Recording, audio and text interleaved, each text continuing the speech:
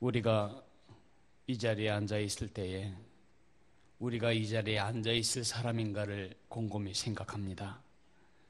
주님, 우리는 죄 가운데 태어나 하나님도 모르고 천국도 모르고 진정한 위안도 모르고 한평생 어두운 동굴에 갇혀 있는 사람처럼 살 뻔한 사람들이었습니다.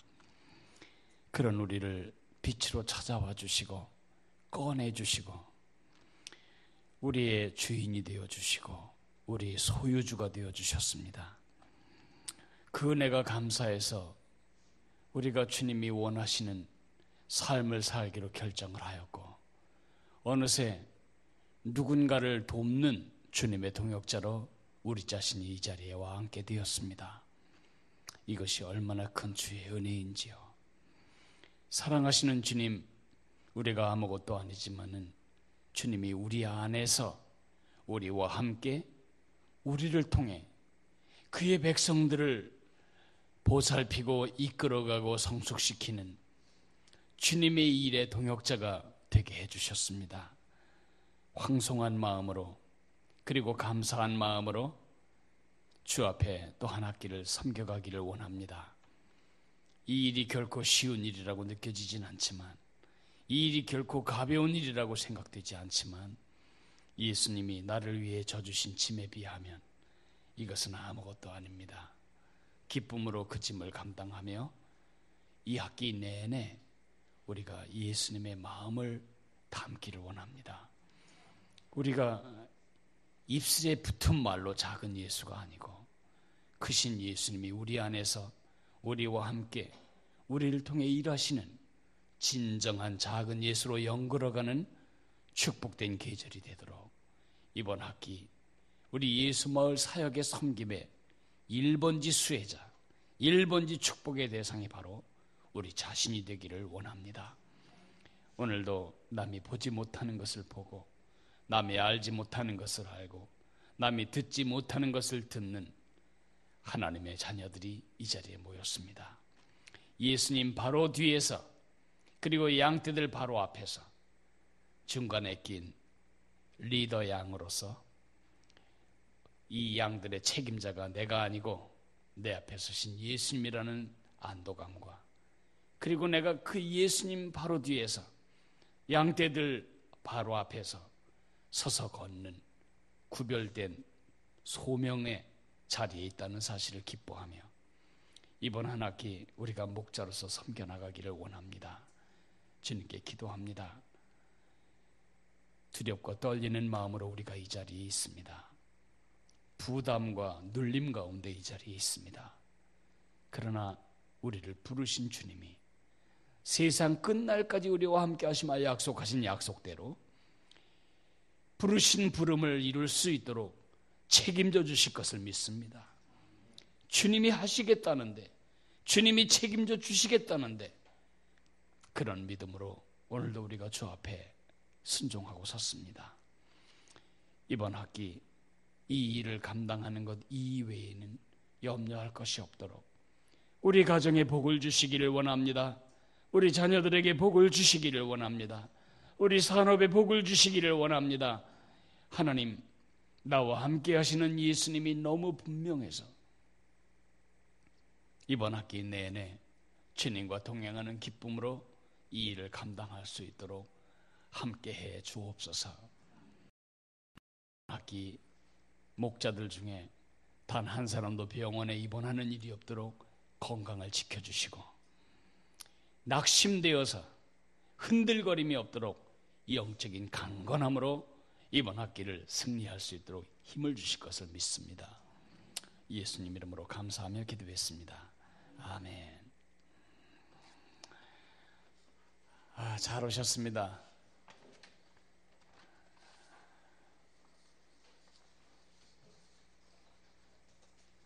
여러분 부담스럽죠 지금? 제가 그 마음을 잘 압니다. 저는 매주일 부담스럽습니다. 매주일 내가 목사가 아니고 저 밑에서 예배하는 회중이 되었으면 좋겠다 그렇게 생각합니다. 새로운 사역이 시작될 때마다 이 질리는 가슴, 이걸 언제나 회복할 수 있을까요? 회복되지 않아요. 제가 자신만만하게 주님 앞에 선다면 전 병든 목사입니다. 전 지금도 질리고 지금도 눌리지만 딱 한 가지, 그분이 책임지시겠지, 그런 마음으로 여기까지 왔고, 제가 70살까지 사역을 하면 그때에는 두렵고 떨림이 없이 설교할 수 있을까?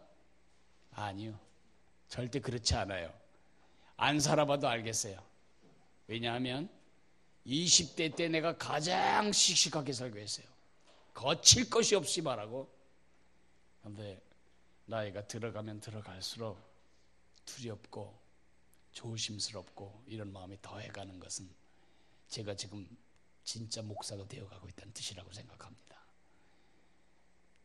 산부인과 의사가 아기를 한 10,000명쯤 받고 나면 발로 받아도 될까요? 무슨 말이에요? 한 생명은 그때마다 긴장해야 하고 그때마다 두려워해야 할 신비로운 이 생명의 탄생의 순간인데, 어떻게 수없이 아기 받아봤기 때문에 이제는 발가락으로 받아도 된다, 그렇게 할 수 있겠어요? 그럴 수 없죠. 여러분이 느끼는 그러한 부담감을 나도 다 이해하고, 또 같이 주님의 동역자 된 사람들로서 우리가 어떻게 이번에 목자로 섬기면서 고생하고 눌리고 질리고 그렇게 끝나는 게 아니고, 눌리고 부담스럽지만은 그러나 내가 성숙하는 그런 축복의 목자 사역을 감당할까? 20개 조항을 지금 잠깐 보도록 하겠습니다.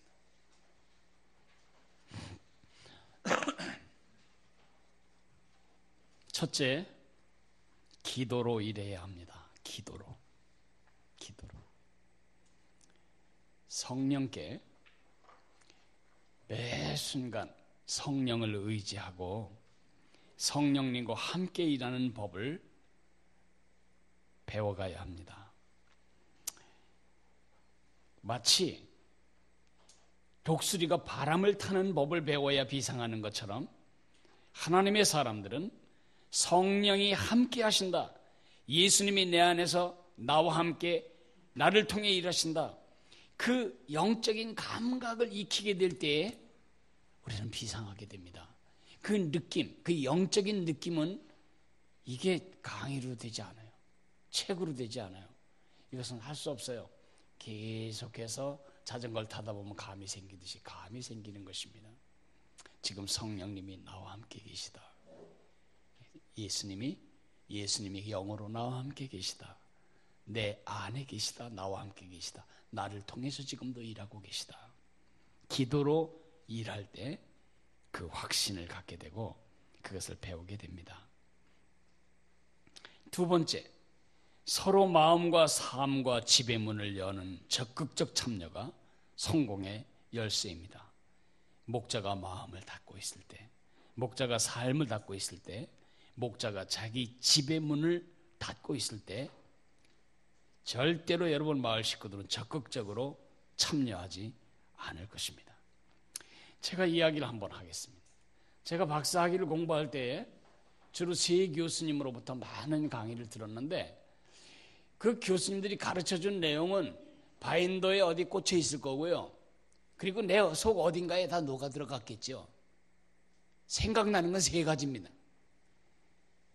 테드 워드 교수 박사님 집에 갔더니 정말 맛없는 샐러리하고 치즈 몇 조각하고 얇은 크래커 몇 종 넣고 파티를 하는데 배 되게 고팠습니다.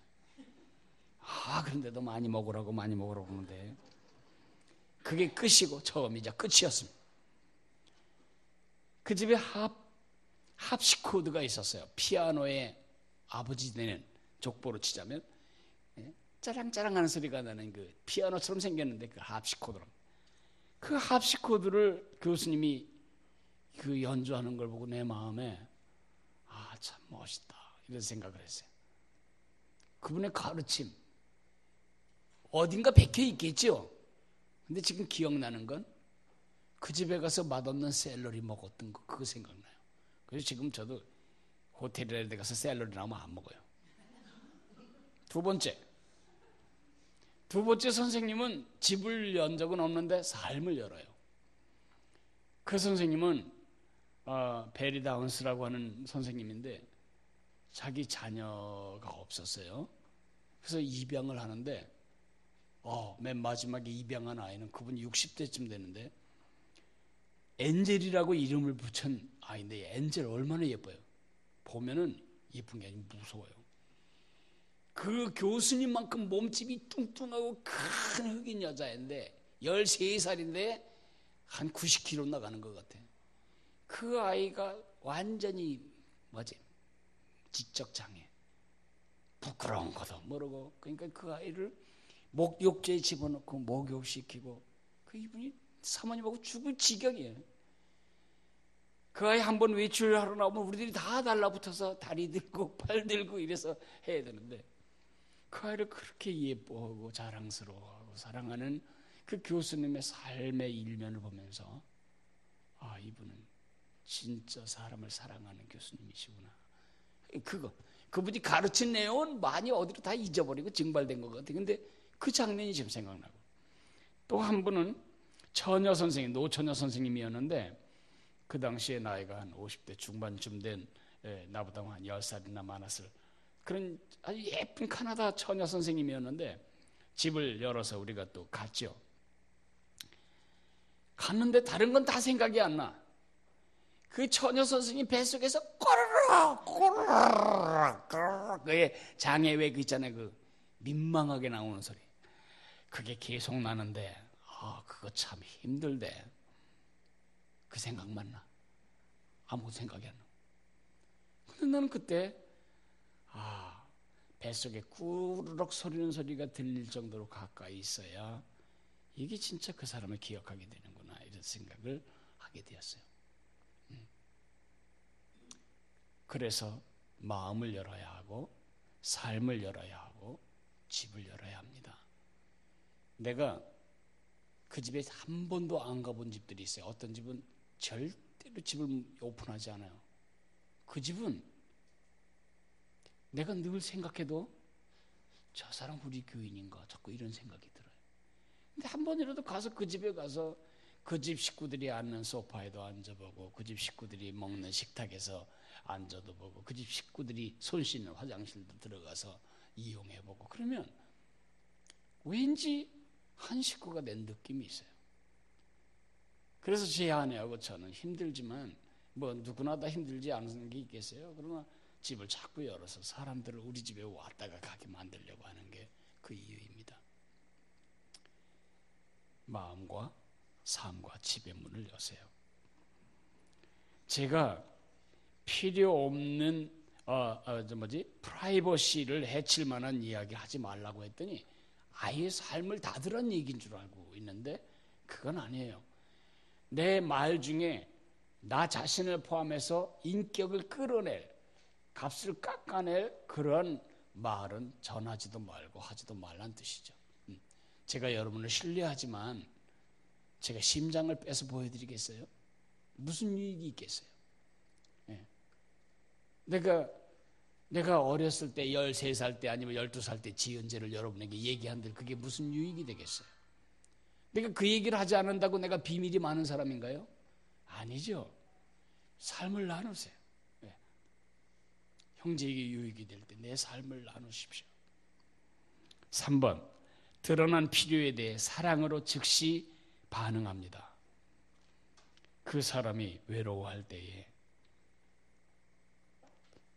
따뜻한 카톡 문자 하나, 그 사람이 힘들어할 때에 여러분이 건네주는 깻잎장아찌 하나, 다 한 사람을 세우는 주님의 도구가 됩니다.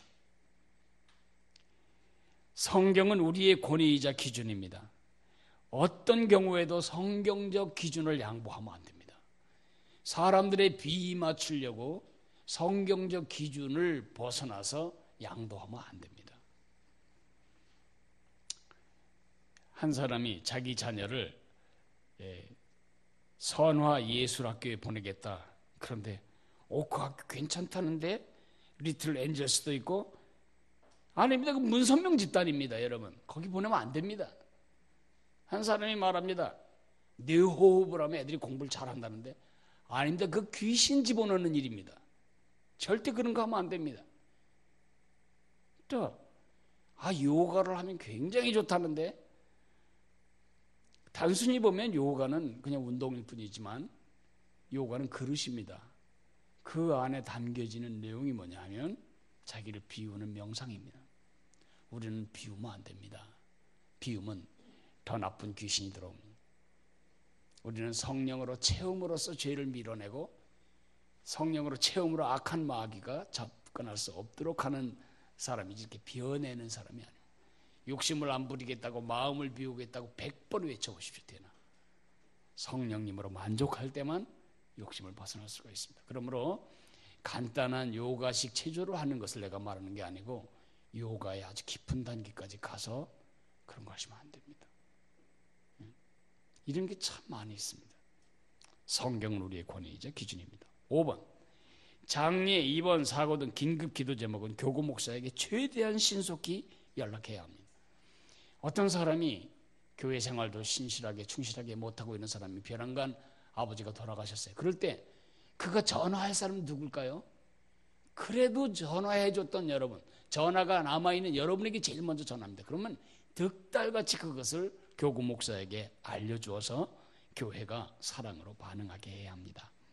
6번 소중한 모임의 대화를 세상 이야기나 세속적 가치로 낭비하지 않도록 가지치기를 잘해야 합니다. 목자는 말을 많이 하는 사람이 아니지만 말을 아주 절도 있게 해야 하고 규모 있게 할 뿐만 아니라 무게 있게 해야 합니다. 그래서 말수를 줄이십시오. 그리고 누군가가 자꾸 영적인 대화에 자신이 없는 사람들은 뭘로 끌고 나가냐면 자꾸 우스갯소리나 세상 이야기로 끌고 나가려고 합니다. 요즘 형을 쏴 죽인 70세 아우의 얘기로 막 흘러가다 보면 다 절망에 빠집니다. 이 세상 참 험해. 그 얘기하자고 우리가 모인 게 아니잖아요.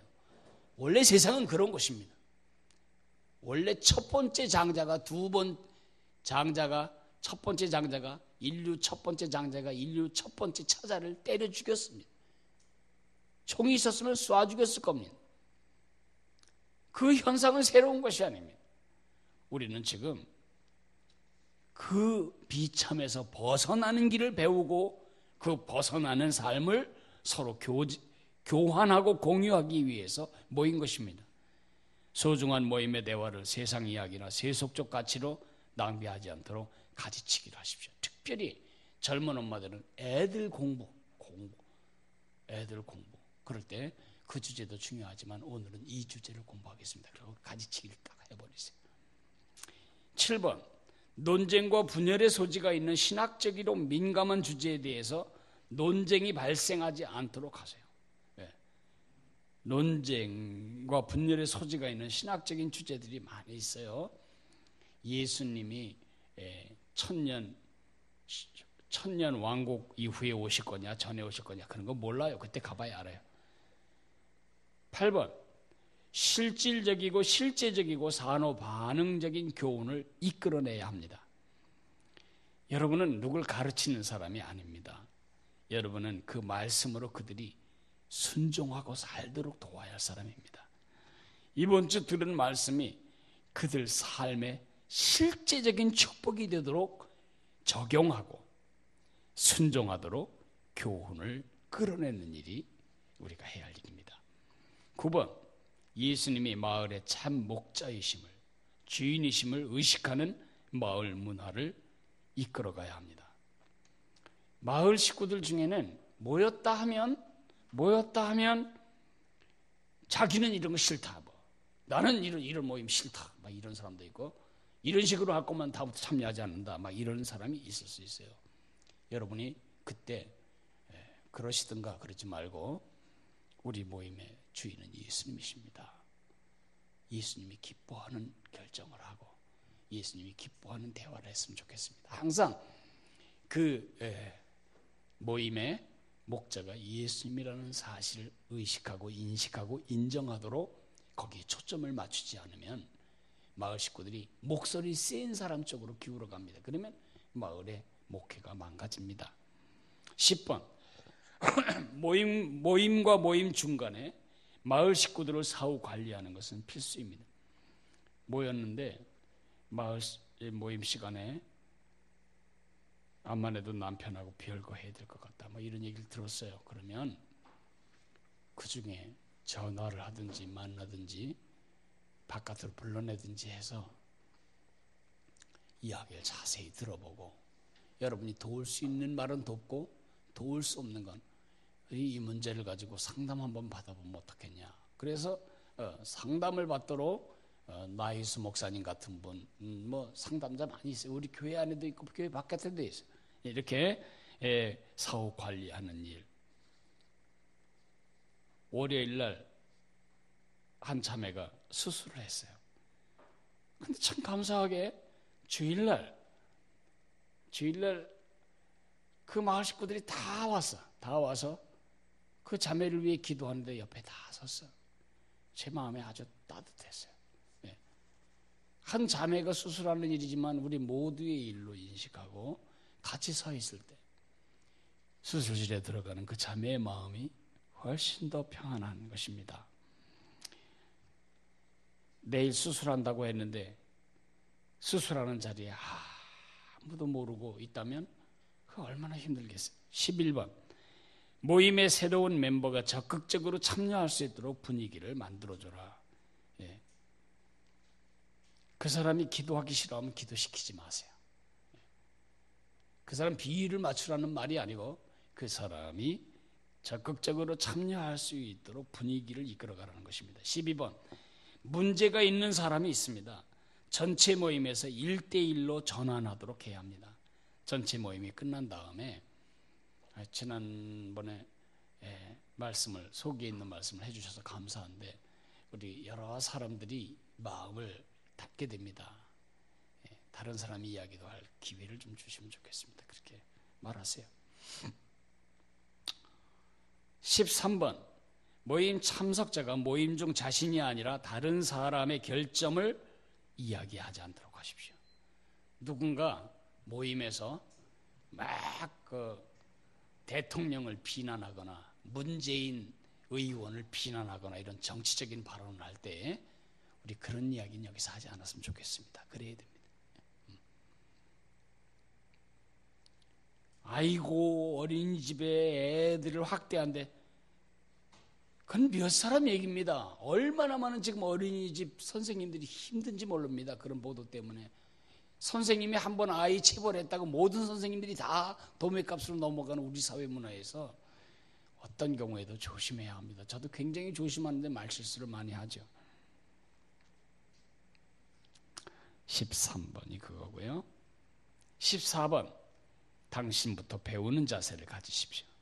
인도자가 모든 해답을 다 가지고 있을 필요가 없습니다. 언제나 잘 모르겠습니다. 그렇게 말하시면 됩니다. 제가 어떤 때 설교하다가 어떤 본문을 그냥 뛰어넘어가잖아요. 모르겠는 건 모르지 어떻게 하겠어요. 15번 마을 안에서 이루어진 대화에 대해서 서로의 비밀을 지키도록 단단히 그리고 자주 상기시키십시오. 그리고 어떤 비밀, 근데 문제가 있는데 이 문제는 우리만 들어서는 안 될 문제고 이거는 교회적인 기도가 필요한 문제다. 그럴 때는 본인에게 꼭 허락을 받은 다음에 교회로 알려주십시오. 이 문제는 목사님들에게 알려야 될 것 같고 같이 기도해야 할 것 같은데 그래도 될까요? 그거 예스 하면 알려주시면 됩니다. 16번 모임 중에는 모두가 긴장을 풀고 편안한 분위기 속에서 있을 수 있도록 하십시오. 17번 유머 감각은 없어서는 안 되는 요소입니다. 즐겁게 분위기가 즐겁게 심각한 모임에 가고 싶은 사람은 아무도 없습니다. 즐겁게 18번 제 시간에 시작하고 제 시간에 마무리함으로써 참석자에 대한 예의를 지키십시오. 사람마다 자기 삶이 있어서 이거 끝나고 몇 시에 누굴 만나야 되겠다 뭐 이런 거 다 해놨는데 막 2시간 3시간 더 늘어져 버리면 안 됩니다. 공식적인 시간은 딱 끝나는 시간을 정해놓고 그 안에 끝내고 그 다음에 2씩 뭐 3씩 교제하기를 원하면 할 수 있겠지만 공식적인 모임 시간을 전체를 뒤로 연장해서는 그 마을 절대 오래 가지 못합니다. 19번, 여러분에게 문제가 생겼을 때에 그룹 멤버들에게 도움과 기도를 부탁하십시오. 특별히 교구 안에서. 20번, 보고서를 상세히 써주시는 것이 저희들이 여러분의 동역자로서 성도들을 잘 돌보는 방법입니다. 그냥 보고서를 쓰는데 전원 참석 뭐 그렇게만 하지 말고 왔는지 안 왔는지를 확인하는 것만이 우리의 목적이 아닙니다. 그 사람의 영적인 필요를 목회자들이 알고 대처할 수 있도록 해주시면 좋겠고요. 여러분이 가장 가까이서 상의하고 무슨 일이든지 상의해야 할 대상은 교구 목사님이십니다. 문제가 발생하면 무조건 교구 목사님과 의논하십시오. 그러면 이제 하이델베르그 문답, 요리 문답 강해 시리즈 1번 참 위안에 대한 공부 종이를 가지고 이야기를 시작하겠습니다.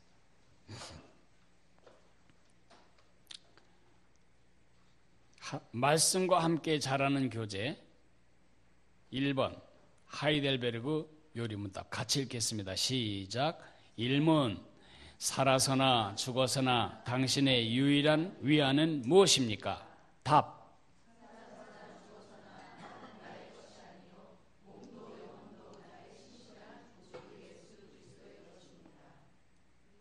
계속해서 읽으세요. 그리스도께서는 그의 보혈로 나의 모든 죄값을 완전히 치르시고 나를 마귀의 모든 권세에서 해방하셨습니다. 또한 하늘에 계신 나의 아버지의 뜻이 아니면 머리털 하나도 땅에 떨어지지 않도록 나를 보호하시며 참으로 모든 것이 합력하여 나의 구원을 이루도록 하십니다. 그러하므로 그분은 그의 성신으로 나에게 영생을 확신시켜 주시고 이제부터는 마음을 다하여 즐거이 그리고 신속히 그를 위해 살도록 하십니다.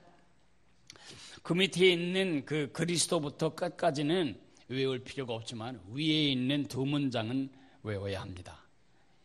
제1문 살아서나 죽어서나 당신의 유일한 위안은 무엇입니까? 살아서나 죽어서나 나는 나의 것이 아니요 몸도 영혼도 나의 신실한 구주 예수 그리스도의 것입니다. 이것은 우리의 독립선언입니다. 여러분이 이 선언을 하고 있을 동안만은 절대 비참하지 않습니다. 이 일문에 대한 일문을 나의 고백으로 붙잡기만 해도 자살할 일이 없습니다. 그럴 정도로 이 귀절은 하이델베르그 문답 전체의 주제이고 그리고 성경 전체의 주제이기도 합니다. 우리 메시지를 읽어보도록 하겠습니다. 우리 송한정 장로님 좀 읽어주시겠습니까? 질병, 사고, 죽음, 파산, 범죄, 재해, 전쟁, 삶은 정말 엄청난 압력으로 우리를 압박한다. 우리가 가장 필요하는 것은 위안이다. 여기서 말하는 위안은 신경 안정되나 흰사이드 침대나 우왕춘수문 같은 감정적이거나 시적인 것을 말하는 것이 아니다. 영어의 위안은 컴이라는 말과 포트란 말의 합성어다. 위안이란 삶의 압력을 견뎌내며 계속 위대한 삶을 유지해 나갈 수 있는 내부적 동력을 말한다. 이 위안은 죄에 빠진 인간이 물어온 가장 오래된 질문이고 인간이 추구하는 가장 근본적이고 본질적인 필요이다. 참된 위안은 어떻게 얻나? 질문은 이렇게 대답한다. 살아서나 죽어서나 당신이 유일한 위안은 무엇입니까? 살아서나 죽어서나 나는 나의 것이 아니요 몸도 영혼도 나의 신실한 구주 예수 그리스도의 것입니다. 예수 그리스도는 그의 보배로운 피로 우리를 구속하셨다. 예수 그리스도는 우리를 구하신다. 예수 그리스도는 생명으로 우리에게 영생의 확신을 주신다. 예수 그리스도는 우리가 그 은혜에 응답하여 그를 위해 살도록 새로운 삶의 동기와 동력을 제공하신다. 내가 그런 예수 그리스도의 소유를 인식하고 사는 것만이 살아서나 죽어서나 나를 그 유일하고 진정한 위안이다. 아멘. 메시지에 반응하기. 한번 주변 사람들이 살아가는 모습을 한번 생각해 보세요. 그들은 무엇으로 위안을 삼으려고 합니까? 장은숙 집사님, 사람들은 뭘로 위안을 삼으려고 하는 것 같습니까? 돈. 최희정 권사님, 지위. 손희경 집사님, 문화. 김지원 집사님, 건강. 뭐 대부분 그렇겠죠. 또 다른 게 뭐 있을까요? 자녀. 또 그렇죠. 자녀가 공부를 너무 잘했어요. 그러면 너무 위안이 되는 거야. 근데 문제는 그 다음번에 공부를 너무 못해서 그러면 위안이 다 없어져 버리는 거예요. 그죠? 우리 형이 6.25 때 우리 둘째 형이 아주 삶의 수단이 굉장히 좋으신 분인데 인민군이 쳐들어왔어요. 그래가지고 온 동네를 다 접수를 했는데 우리 둘째 형이 초등학생 때인데 고구마를 구워가지고 인민군들에게 팔아가지고 돈을 얼마나 많이 벌었냐면 이런 자루를 하나를 벌었어요. 그 위안을 많이 받았죠. 그런데 문제는 인민군이 다 쫓겨가면서 그 돈은 다 불 때는 쏘시개가 되었어요. 위안이 다 없어졌어요. 여러분 자신의 질문입니다. 당신 예수님을 믿기 전에 혹은 믿은 후에라도 이 문답의 가르침을 받기 전까지 추구해온 위안은 무엇이었습니까? 이걸 피해가지 마세요. 그것은 사람들이 자기 자신의 문제를 드러내는 아주 중요한 문제입니다. 먼저 남의 얘기 그냥 가볍게 하고 이 다음에 부담스럽지만 내 얘기를 해야 됩니다. 여러분 자신부터 공개하시면 됩니다. 나는 무엇을 위안으로 삼았는가? 저는요 9남매 중에 7번째로 태어나서 늘 나의 위안은 인정받는 것이었습니다.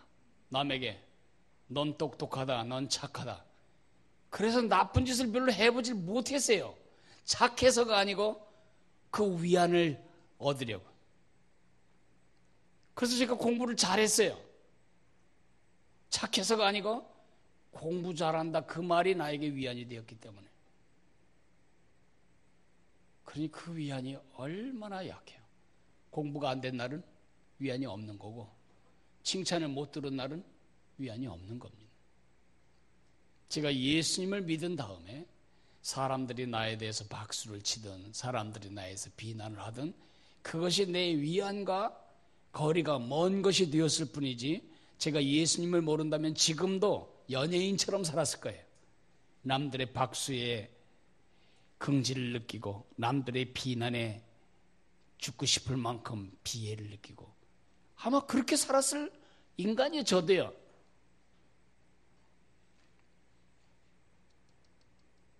전경숙 권사님은 어떠세요? 예수 믿기 전에. 네? 자녀. 예. 자녀만 잘 되면 난 아무 걱정 없다. 정말 그런가요? 아니죠. 네. 아닌 걸 아시잖아요. 우리 서 권사님. 재산. 네. 자랑스러웠어요. 네. 권사님이 있는 재산 다 총액이 동창생 총액의 10분의 1밖에 안 된다. 그럼 그때부터 위안이 10분의 1로 줄어들어 버리는 거예요. 김경숙 집사님.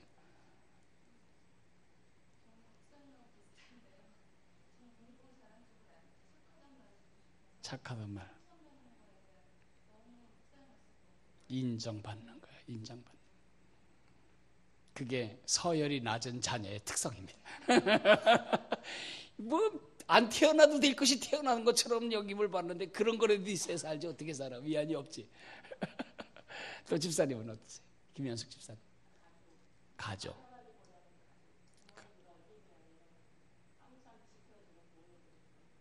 네. 충분히 이야기를 하세요. 근데 내가 먼저 벗지 않으면 사람들이 안 벗어요. 교양 있는 걸 말하려고 애쓰지 말고. 3번, 사람들이 추구하는 위안이 참 위안이 될 수 없는 이유는 무엇일까요? 지금 사람들이 말했던 그거나 우리가 말했던 그거나 참 위안이 될 수 없는 이유가 뭘까요? 내 것이 아니라? 네, 내 것이 아니라에 들어있어요. 왜 그렇죠? 이건 일시적이고 일시적이에요. 예. 그리고 이것은 현세적이에요. 이것은 그리고 감정적이에요. 그렇죠? 생각해 보세요. 아까 제가 예를 들었지만은 인정받을 때는 굉장히 힘이 나요. Comfort with the strength. 그 힘으로 굉장히 힘이 나요. 근데 인정받지 못해요. 그러면 힘이 없어. 네. 제가 어떤 착각까지 했냐면 초등학교 때 전체 학생들이 선대 꼭 상을 주는 상 이렇게 담는 상 검은 아주 권위 있는 이렇게 쟁반이 하나 있는데 이제 뭐라 그래 소반 같은 거 하나 있는데 그것만 와가지고 딱 놓여지면 나를 위한 것일 거다 그렇게 착각하는데 그게 어디 세상에 그럽니까?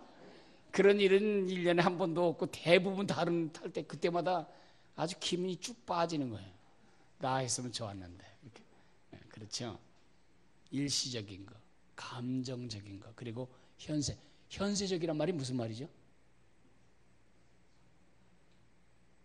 죽은 다음에 유효하지 않아요. 죽은 다음에 나 죽으면 끝나는 거예요. 돈이 많았다고 쳐봐요. 그게 진짜 죽은 다음까지 위로가 되겠는가, 힘이 되겠는가? 그 돈으로 천국에 들어갈 수 있겠는가? 없잖아요. 그러니까 제일 첫 번째 질문이 살아서나 죽어서나, 그 말이 꼭 붙어야 돼. 살아서나 죽어서나 당신의 유일한 위안은 무엇입니까? 제가 설교 시간에 여러분에게 왜 그 많은 질문 중에 이런 개인적인 질문이 이 거대한 요리문답 대담론의 서론이 되었을까? 이것이 인간이 추구하는 가장 본질적이고 원초적인 필요이기 때문에 그렇다.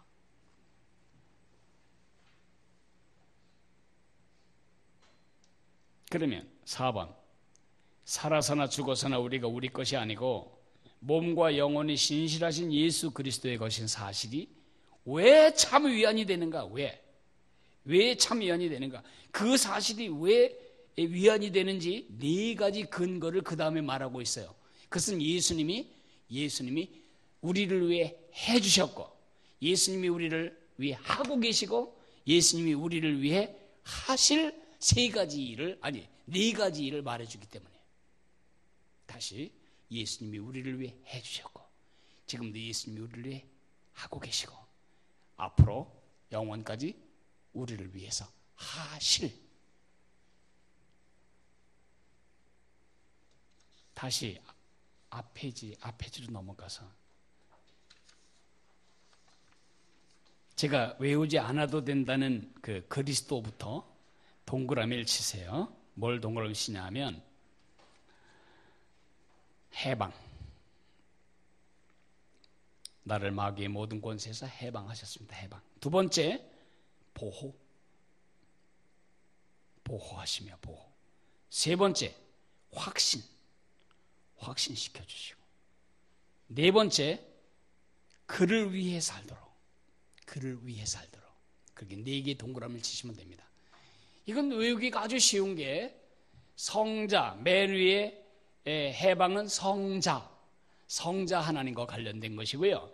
보호는 성부 하나님과 관련돼요. 성부께서 허락하시지 않으면 머리털 끝 하나 떨어지지 않아요. 그러면 머리털 끝 하나 떨어지지 않는다고 말씀하셨는데 난 교통사고도 당했고 접촉사고도 당했고 내가 그죠? 사고 나잖아요. 어려움도 있고. 그럼 어떻게 된 거야? 합력하여 선을 이루어 구원에 이르게 하시는 로마서 8장 28절이 얼마나 오용되고 있는지 몰라요. 이렇게 말해요. 누가 어려움을 당해서 그러면 합력해서 선을 이루실 거예요. 그 말은 이게 오히려 전화위복이 되어 그 사업이 더 잘 되게 하기 위할 것이다. 그러지 않을 수 있어요.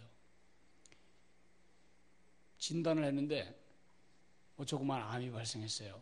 그러면 이거는 건강을 주시게 한 하나님의 계획이다. 그렇지 않을 수 있잖아요.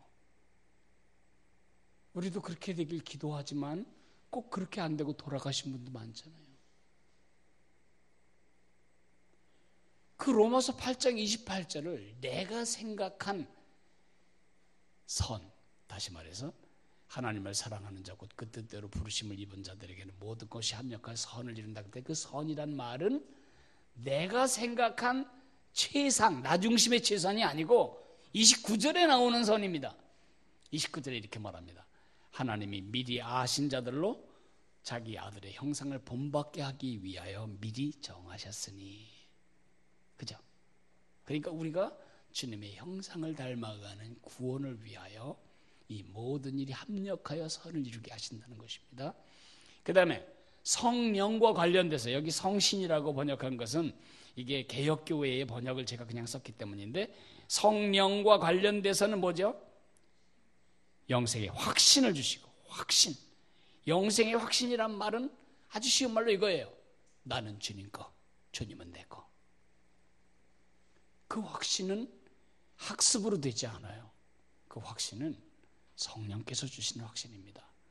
나는 예수님 거, 예수님은 나의 주님. 근데 그냥 요즘 젊은 연인들의 말로 예수님은 내 거, 나는 예수님 거. 그 영생의 확신을 성령을 통해서 주시는 거예요, 예수님이.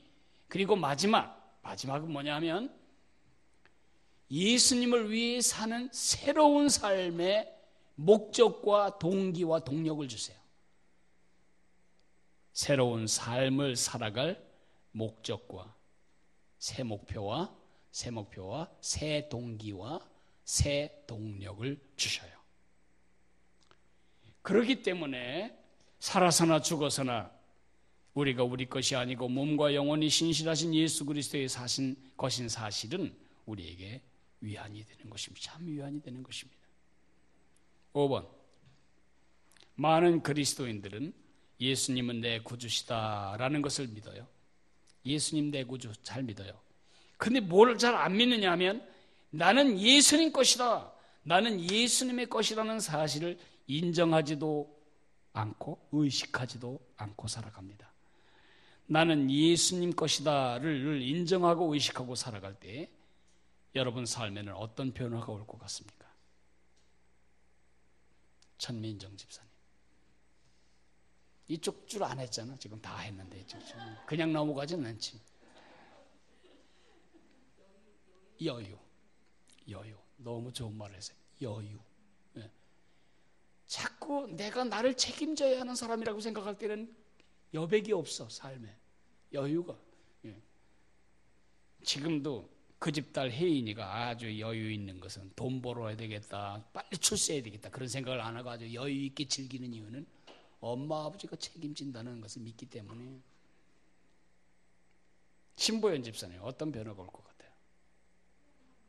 응? 평안이 있어요. 평안. 윤민경 집사님 담대함이 있어요. 담대함. 그렇습니다. 갈 때까지 가라. 난 주님 거다. 이런 생각. 이혜승 권사님, 예? 든든함. 평안과 같은 개념인데 그보다 조금 더 힘이 들어가네요. 든든함. 박수현 집사님, 당당함. 나는 예수님 거다. 당당함. 신보현 집사님,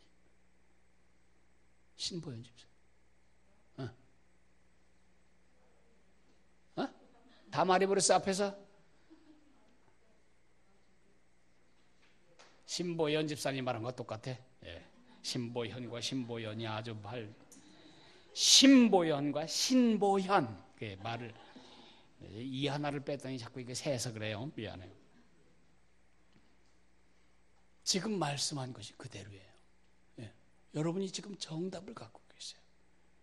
정말 평안을 갖기를 원하십니까? 여백을 갖기를, 여유를 갖기를 원하십니까?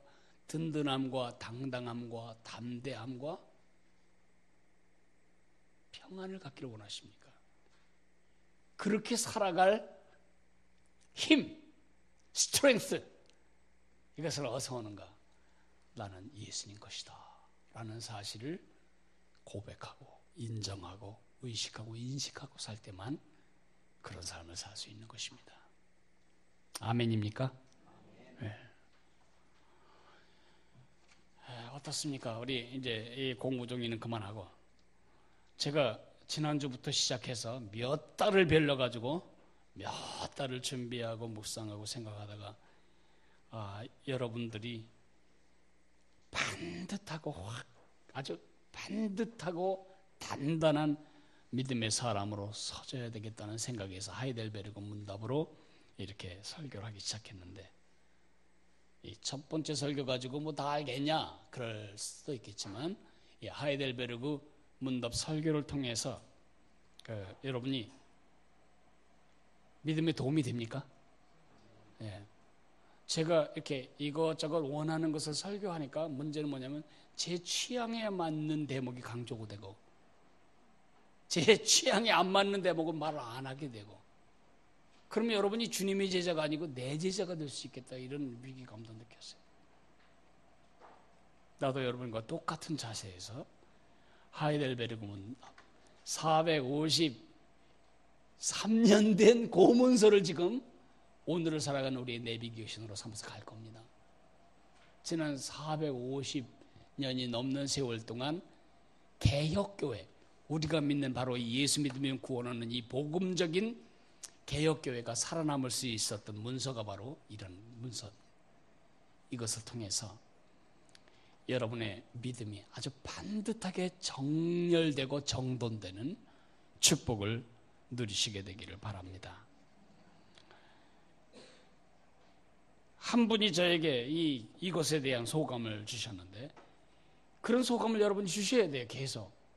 이번 메시지를 듣고 나는 이런 것을 생각했습니다. CC카드가 그래서 필요함. CC카드에 써십시오. 우리 잠깐 기도하는 시간을 갖고 이제 마을 교구별로 좀 모여서 교구 목자들끼리 좀 교제하는 시간을 갖겠습니다. 1번, 2번은 우리가 같이 기도하고요.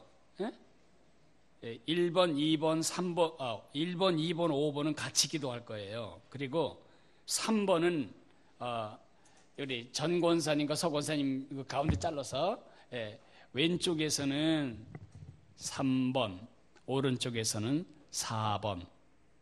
특별히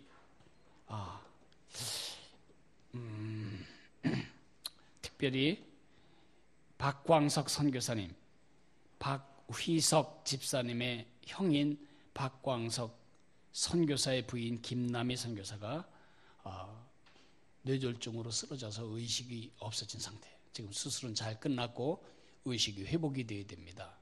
프랑스에서 지금 수술하고 중환자실에 있는 상태인데, 그분이 의식이 회복이 되어서 다시 건강하게 사역에 투입이 될 수 있게 되더라고. 같이 기도하겠습니다.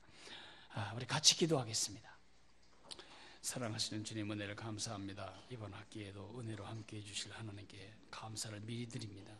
이번 학기 나는 예수님의 것임을 확고히 하는 위안으로서 서로를 깊이 이루어하는 마을 모임을 이끌어 나가도록 주님 인도해 주시기를 간절히 빌고 원합니다. 우리 박광석 선교사 부인 김남희 선교사, 아버지 하나님이 뇌수술을 하였습니다.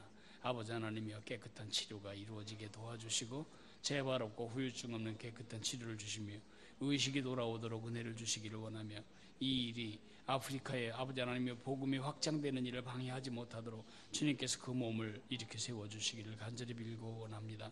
3월 학기 시작된 아버지 하나님의 모든 프로그램이 성령의 능력 가운데 많은 축복으로 진행되게 도와주시고 마을에 배정될 20 선교기관과 24 선교사님을 통해 하나님의 나라가 확장되게 도와주시고 새 학년, 새 학기, 새 학교를 시작한 우리 아들, 딸들이 그들이 심겨진 작은 세상에 작은 예수로 정착할 수 있도록 이번 학기 이들의 아버지 하나님이 학교 생활에 복을 주시고 은혜를 주시기를 원하며 이들이 그곳에서 좋은 영향력을 끼치는 아버지의 작은 예수의 삶을 살아가도록 함께 해주시기를 원합니다. 도와주옵소서. 이 모든 말씀을 우리의 진정한 위안이신 예수님의 이름으로 기도했습니다. 아멘.